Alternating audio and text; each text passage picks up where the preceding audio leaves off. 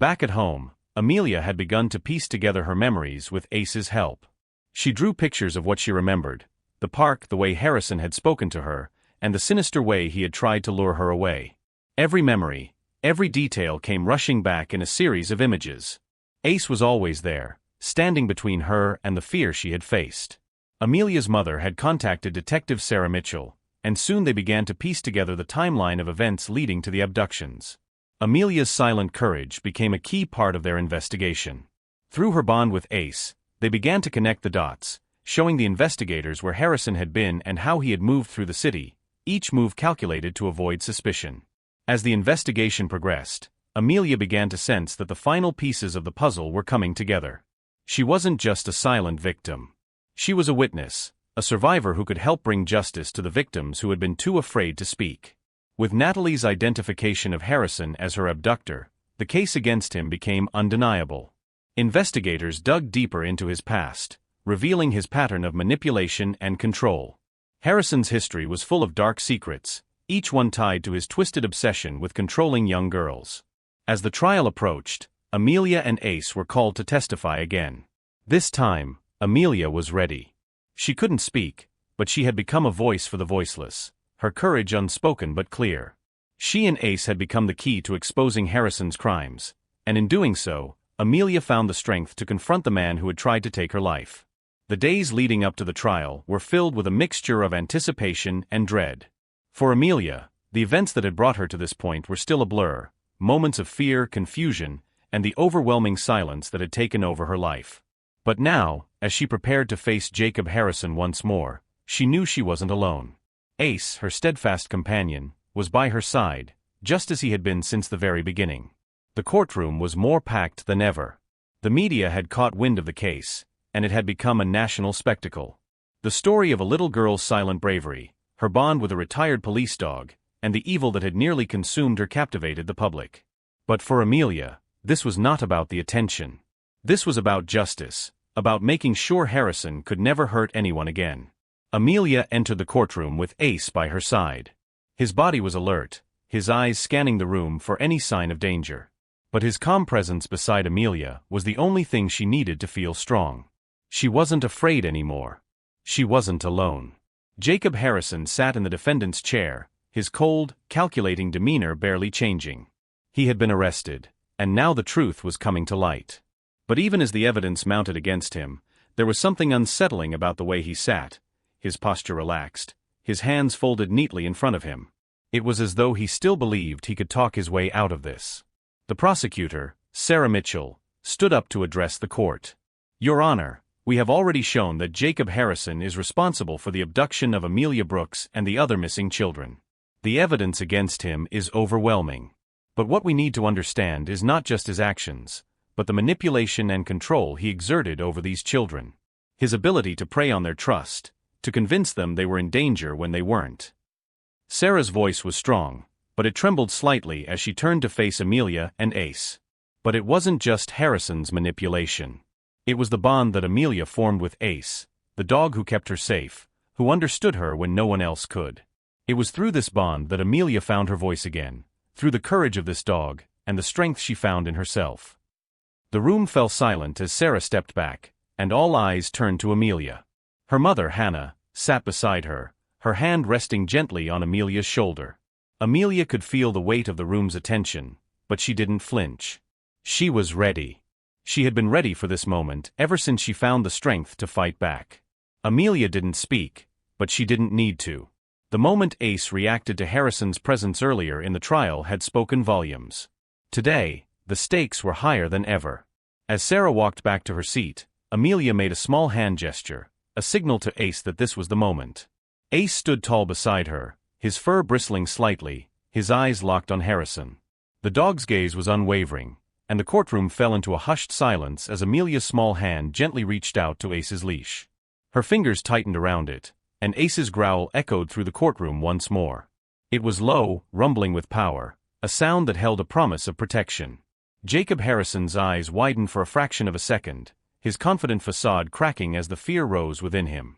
He shifted in his seat, his hands gripping the edge of the witness stand tightly, but the damage had already been done.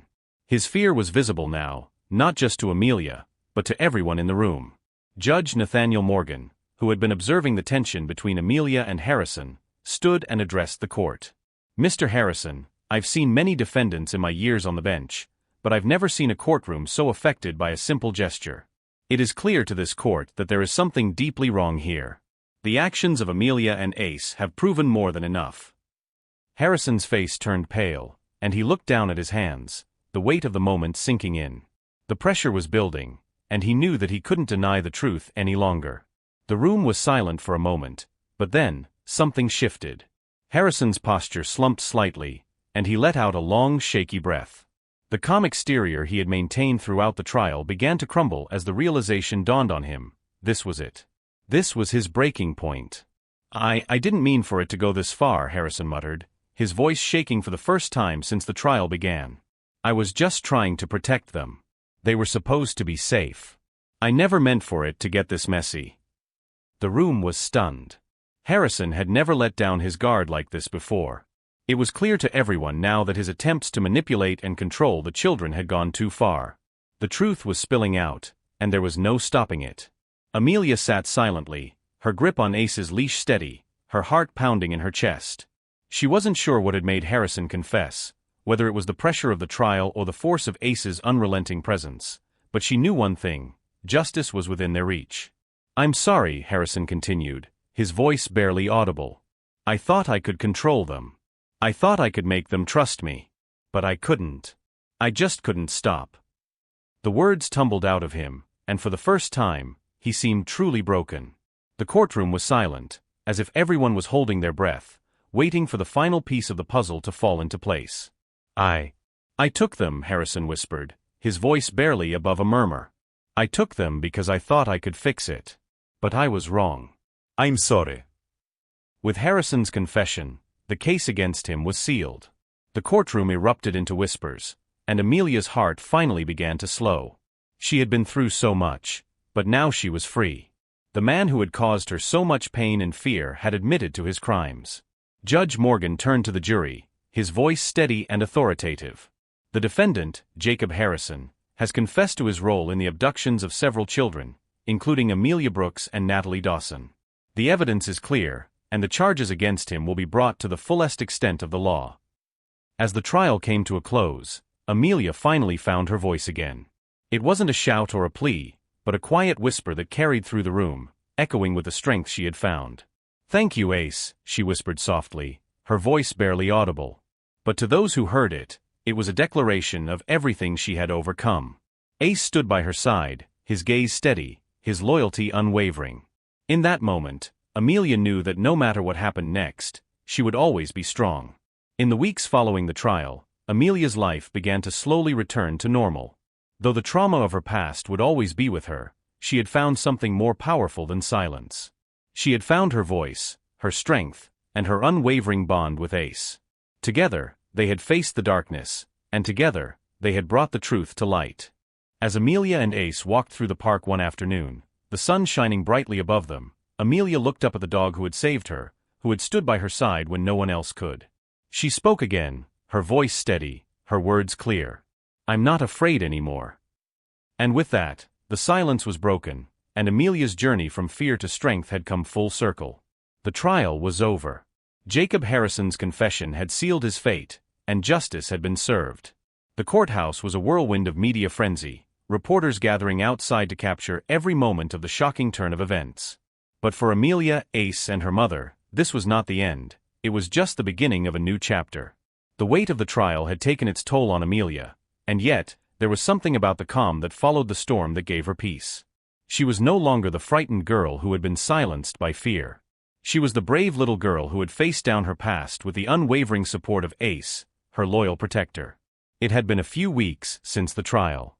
Amelia and her mother Hannah had returned to a quiet routine in their home. The house was still filled with the shadows of the past, but there was light in it now, light that had been brought in by Amelia's courage and the strength of her bond with Ace. As they sat in the living room, Hannah glanced over at Amelia, who was gently petting Ace's fur, her fingers moving with a tenderness that spoke volumes of their connection. "You know, sweetheart," Hannah began softly, "I've never seen you so peaceful. Not since, well, since everything happened." Amelia looked up at her mother, her eyes filled with a quiet understanding. She didn't need to speak, her gaze was enough to convey the message. She was healing. They both were. "We've come a long way, haven't we, Ace?" Amelia whispered, her voice soft but full of gratitude. Ace, who had been resting by her side, lifted his head and looked at her with a calm affection. His eyes spoke of years of loyalty, of battles fought together, both seen and unseen. Hannah smiled, watching the two of them. "You know, I'm so proud of you, Amelia. You found your voice, not just with words, but with your strength. You've shown us all what real courage is." In the weeks following the trial, Amelia started to attend therapy sessions. With Ace by her side, she began to work through the trauma that had kept her silent for so long. The therapist, Dr. Karen Ellis, was amazed at the bond between Amelia and Ace, often commenting that the dog seemed to understand her more than anyone else could. One afternoon, Dr. Ellis sat across from Amelia, who was drawing quietly in a notebook. Ace lay on the floor, his head resting on his paws, watching the session intently. "So Amelia," Dr. Ellis began, her voice gentle, "I know it's been a long road, but I want you to think about something for a moment. You've made so much progress. What do you think has helped you the most in finding your strength?" Amelia paused, her pencil hovering over the page. She looked down at the drawing of Ace she had been working on. The dog's eyes were full of compassion, and Amelia's hand trembled slightly as she finished the picture. "I think it's Ace," Amelia said softly, her voice barely above a whisper. "He was the first one who didn't need me to talk. He just knew." Dr. Ellis smiled warmly, understanding the depth of the girl's words. "And do you think Ace helped you find your voice?" Amelia nodded. "Yes. He showed me that I don't need to be afraid. I don't need to keep everything inside. I can be strong, even without words." One sunny afternoon, Hannah suggested that they take Ace to the park. It had been months since Amelia had been able to walk outside without feeling the weight of fear creeping in. But this time, there was something different in the air. Amelia felt lighter, the weight of her past no longer holding her back. As they walked through the park, Ace by their side, Amelia felt a sense of freedom she hadn't experienced in so long. The trees swayed gently in the breeze, and the laughter of children playing echoed in the background. For the first time, Amelia didn't feel afraid. She felt like she belonged in the world again. She stopped for a moment, taking in the scene before her. There were other children playing nearby, their faces full of joy and innocence. Amelia smiled softly, watching them. She felt a stirring of something deep inside her, a feeling that maybe, just maybe, she could start to trust the world again. She bent down and looked at Ace, who was sitting at her feet, his head tilted as if asking her what was next. Amelia reached out and gently ruffled his fur. "Thank you, Ace," she whispered, her voice full of warmth. "You saved me. You helped me find myself again." Later that evening, as the sun dipped below the horizon, Amelia sat on the porch with Ace, her legs dangling over the side. The air was cool, the sky painted with shades of orange and purple. Hannah was inside, preparing dinner, but Amelia and Ace remained outside, enjoying the peace that had come after the storm.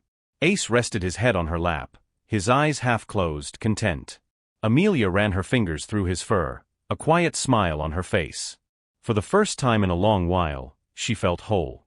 "Everything's going to be okay now," Amelia said softly, her voice steady. "We've made it through." Ace, as always, didn't respond in words, but his steady presence beside her was all the answer she needed. The journey had been long, filled with fear, silence, and pain. But it had also been a journey of healing, of discovering strength and resilience. Amelia had found her voice, not just through words, but through the courage to face her fears. And through Ace, she had found a protector, a companion, and a friend who had guided her through the darkest of times. As the moon rose high in the sky, casting its gentle light on the world, Amelia looked up at the stars, feeling a sense of peace she hadn't known in years. She had found her way back to herself, and with Ace by her side, she knew she could face whatever the future held. "Thank you, Ace," Amelia whispered once more, her heart full of gratitude. "Thank you for being with me, for showing me how strong I can be." Ace's eyes met hers, and in that silent exchange, they both understood. Together, they had faced the darkness, and together, they had found the light. This story highlights the profound emotional journey of Amelia Brooks, a young girl who, after a traumatic abduction attempt, regains her voice through an unbreakable bond with Ace, a retired police dog. It underscores the power of resilience, healing, and the strength of silent courage. Through Amelia's journey, we witness how the trauma of the past can be overcome with love, loyalty, and unwavering support from those who truly care. This story speaks to the silent battles that many face in the wake of trauma and the importance of finding strength through connection and empathy. It shows that justice can be served not only through words, but also through actions and instinct.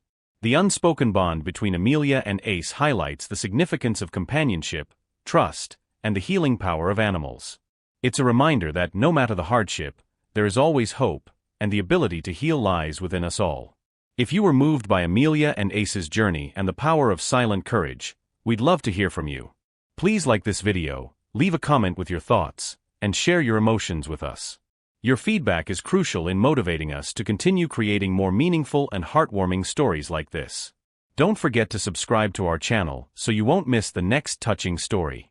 Every like, comment, and share helps us continue to produce content that matters.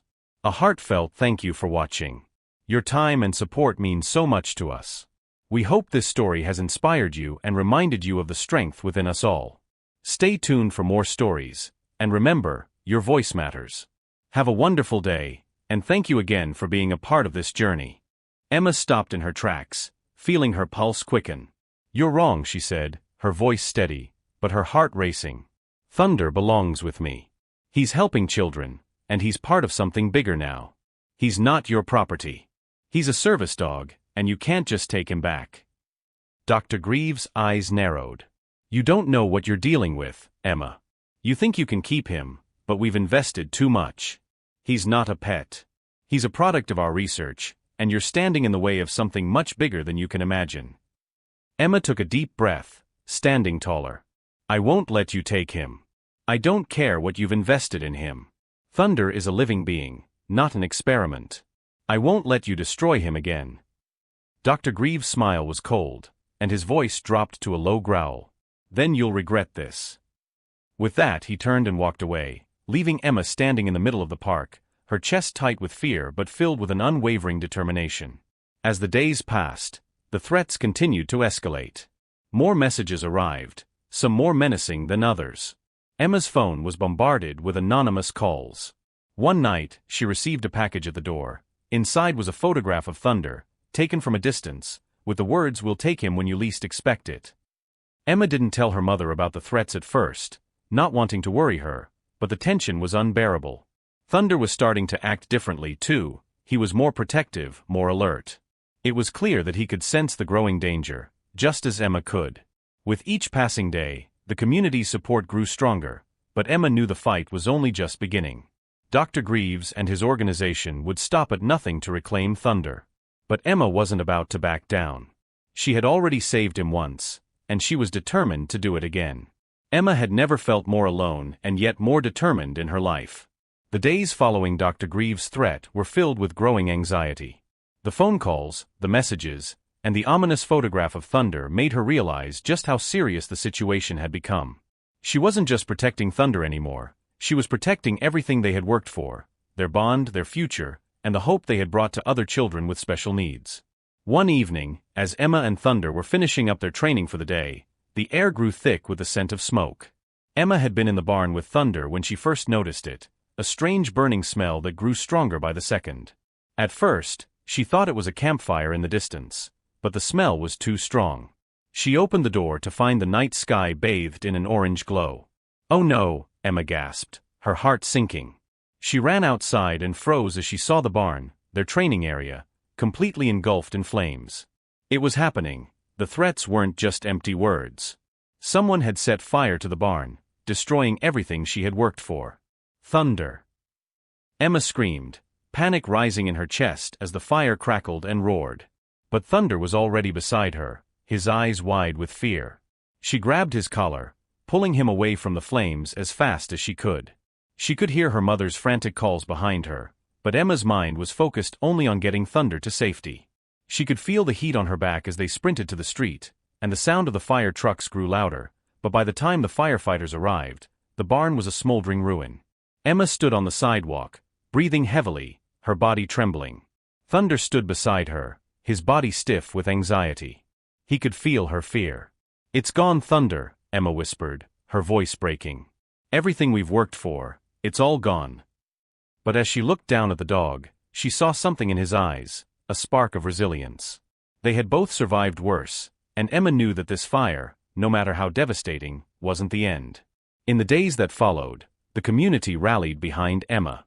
The fire made the local news, and the outpouring of support was overwhelming. But with the support came more threats, this time, more personal and more dangerous. Anonymous calls came in throughout the night, taunting Emma with threats of what would happen if she didn't surrender Thunder. One message, left on her voicemail, made her blood run cold. "This is your last warning. Thunder will be ours. If you don't give him back, you'll regret it." The police were called, but there wasn't much they could do without concrete evidence. Dr. Greaves and his associates had covered their tracks well. Emma's family considered moving, but Emma couldn't leave now. She couldn't let fear drive her away. Thunder had come so far, and so had she. They couldn't back down. She stood tall when her mother tried to convince her to stop fighting. "Mom, I can't. I can't let them take him. Thunder is helping people. We've changed lives," Emma said, her voice steady despite the fear clawing at her chest. "I'm not giving up on him." Her mother sighed, her worry etched deep in her face, but Emma saw the quiet pride in her eyes. She knew her daughter was right. Emma was strong, and she had to keep fighting. A week later, Emma was in the park, walking Thunder, when she saw Dr. Greaves again. He was waiting near the park entrance, his arms crossed, his expression cold. This time, there were no pleasantries. The tension in the air was palpable. "Emma," Dr. Greaves called, his voice cutting through the silence. "You've had your fun, but now it's time to hand over the dog. You don't understand what you're dealing with. Thunder was never yours to keep. He's part of something bigger, something important." Emma squared her shoulders, stepping forward as Thunder growled softly at her side. "No. Thunder is mine. He belongs with me, and he belongs helping children. You don't get to take him away again." Dr. Greaves' smile was thin, his eyes cold. "You don't understand the consequences, Emma. The research Thunder was involved in wasn't just about training service dogs. It was about pushing the boundaries of science, creating dogs with heightened senses, abilities that could be used for far more than helping children. And you're standing in the way of that progress." Emma shook her head, her voice rising. "You're wrong. You took him for experiments. You treated him like an object. But he's not an object. He's a living being who's helping real people. And I won't let you take him away." Dr. Greaves stepped closer, his voice lowering to a dangerous whisper. "Then you'll regret this, Emma. The people I work for won't let this go. You'll wish you had never crossed us." Emma held her ground. "I'm not afraid of you. I'm not giving up on Thunder." Thunder's growl deepened, a low rumble of warning. Emma placed a hand on his head, feeling the steady strength of his presence. Thunder was no longer the frightened dog he had once been. He was her partner, her protector. With a cold look, Dr. Greaves turned and walked away, but not before muttering, "We'll be back, Emma. And next time, you won't be able to stop us." The confrontation with Dr. Greaves only strengthened Emma's resolve. She knew that this was no longer just about Thunder. It was about exposing the truth behind the experiments and stopping the organization that had hurt him and so many others. Emma and her mother worked with the community to secure Thunder's safety. The local news got involved, and soon, more families who had benefited from Thunder's unique abilities came forward to support Emma's fight. The more people who spoke out, the more pressure was placed on the authorities to investigate the shady organization behind Dr. Greaves. In the meantime, Emma, with the help of her neighbors and friends, rebuilt their training space, this time with even more security measures in place. Thunder's training continued, and with each passing day, he grew stronger, not just physically, but emotionally as well. And as Emma and Thunder's bond deepened, so did their commitment to the community they had helped build. Together, they were changing lives, one child at a time. As the weeks passed, Emma's program expanded. More children with special needs were paired with service dogs, and the impact was undeniable. The program became a beacon of hope, not just for children, but for their families as well. The once neglected dog, Thunder, had become a symbol of resilience and healing. But the shadow of Dr. Greaves and his organization still loomed over them. Emma knew that their fight was far from over. She couldn't rest until the criminals who had exploited Thunder and other animals were brought to justice. The days following Emma's confrontation with Dr. Greaves were filled with both anxiety and anticipation. Despite the threats and the continued pressure from the organization, Emma remained determined to see this fight through to the end. She knew that her battle wasn't just for Thunder, it was for all the animals who had been exploited, and for the children who needed Thunder's unique abilities to change their lives. Emma's resolve had only strengthened since the fire and the mounting threats. She had spent hours on the phone with local officials, animal rights groups, and even reporters from the local news station, who had been following the story. The community was behind her, and she wasn't about to let Thunder, or anyone else, be a victim again. The breakthrough came when Sarah Parker, the local community center coordinator, contacted Emma with a piece of crucial information. "I've been talking to some of the parents who've been helping us with the program, and one of them mentioned something. There's a man named Jason Holloway, a whistleblower who used to work for Dr. Greaves' organization. He's ready to speak out. He's been gathering evidence against them for years." Emma's heart raced. This was the opportunity they'd been waiting for. With Jason Holloway's testimony, they could expose the truth about the unethical experiments and the organization behind them. They arranged to meet Jason at a local cafe. Emma, her mother, and Sarah sat at a corner booth, waiting anxiously. The door opened, and a man in his mid-30s walked in, his face drawn and tired, but his eyes were filled with determination. "I have everything you need," Jason said as he sat down, sliding a folder across the table. Pictures, documents, and a video recording of some of the tests they conducted on Thunder and the other animals. "It's all here." Emma took the folder, her hands shaking as she opened it. The evidence was damning. There were photographs of Thunder in the lab, hooked up to machines, undergoing tests that were anything but ethical. Emma felt a surge of anger rise within her. These were the people who had hurt Thunder. These were the people who had treated him like a tool, not a living being. "Thank you," Emma said, her voice steady but filled with emotion. "We'll make sure this gets out to the authorities." Jason nodded, his eyes wary. "Be careful. They're not going to let this go easily. Dr. Greaves won't stop. But if you expose them, you'll be saving a lot of lives, not just Thunder's." Emma knew Jason was right. The fight was far from over, but with this new evidence, she had the upper hand. The moment of truth arrived when Emma and her mother, armed with the evidence, went to the police and the media. The local news station aired an exclusive report on the unethical research experiments, showing the disturbing footage of Thunder and the other animals in the lab. It didn't take long for the authorities to take action. The police moved quickly, raiding Dr. Greaves' facility and arresting him and his associates for animal cruelty, illegal experimentation, and other charges. Emma watched in disbelief as the news anchor reported the arrest, knowing that this was the moment they had all been fighting for. But just as things seemed to be turning in their favor, Dr. Greaves made one final desperate attempt to reclaim Thunder. He showed up at Emma's house, this time with a team of lawyers and an air of arrogant entitlement. "You think you've won, Emma?" Dr. Greaves sneered, standing in front of her house. "This is far from over. Thunder belongs to us, and I'll make sure we get him back." Emma stood her ground, stepping forward with Thunder at her side. "No. Thunder belongs here, with me. You don't get to control him anymore. You've already taken too much from him, and from the other animals you've hurt. This ends now." Thunder growled softly by Emma's side, his eyes fixed on Dr. Greaves. The dog's protective stance spoke volumes, and for the first time, Dr. Greaves hesitated. He could see the resolve in Emma's eyes, the strength that had come from months of struggle, from love, and from the undeniable bond between her and Thunder. With the authorities closing in and the evidence against him undeniable, Dr. Greaves' defiance crumbled. The police arrived shortly after, arresting him and his associates for their involvement in the unethical experiments. With the criminals brought to justice, Emma and Thunder could finally breathe easy. The news of the bust spread quickly, and the community rallied around Emma, celebrating her courage and determination. The program she had started, which paired service dogs with children in need, continued to thrive. Emma's dream of helping others had grown into something much bigger than she could have imagined. Emma's legacy began to take shape. She founded an organization dedicated to training service dogs for children with special needs.